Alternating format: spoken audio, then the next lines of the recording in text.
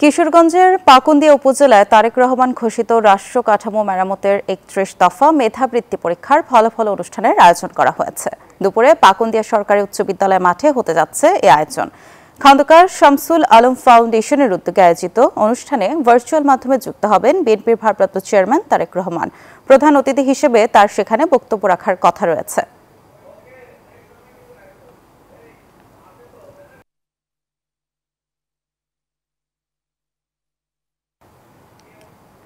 এ বিষয়ে আরো জানাতে যুক্ত হচ্ছেন সহকর্মী টিটু দাস। টিটু, আয়োজন ঘিরে কি চিত্র দেখছেন আপনি সেখানে?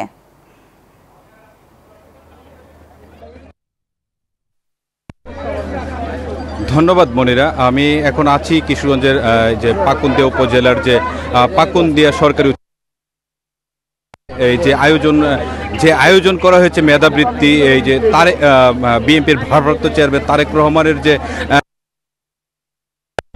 মেধাবৃত্তি, এই মেধাবৃত্তির যে আয়োজক, আমরা এই আয়োজক এই খন্দকার শামসুল মামুন ওনার সাথে আমরা একটু কথা বলতে চাই। কতজনকে আপনারা বৃত্তি দিচ্ছেন এবং কি অবস্থা আছে এখন?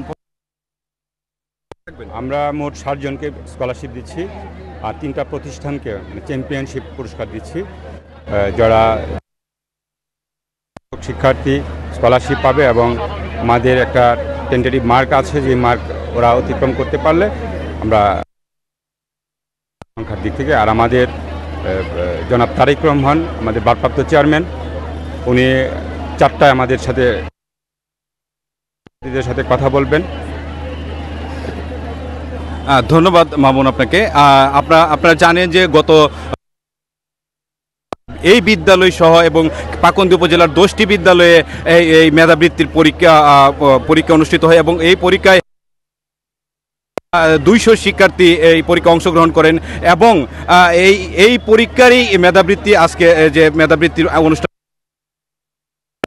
শুরু হবে 2টা নাগাদ। এই ছিল কিশোরগঞ্জের পাকুন্দিয়া থেকে আমার কাছে সবশেষ তথ্য। ধন্যবাদ টিটু আপনাকে। বান্ডেল থাকলে প্রতি সেনমানিতে টাকা বাঁচবে। বিকাশ সেনমানি বান্ডেল কিনে জিতুন প্রতি লেনদেনে।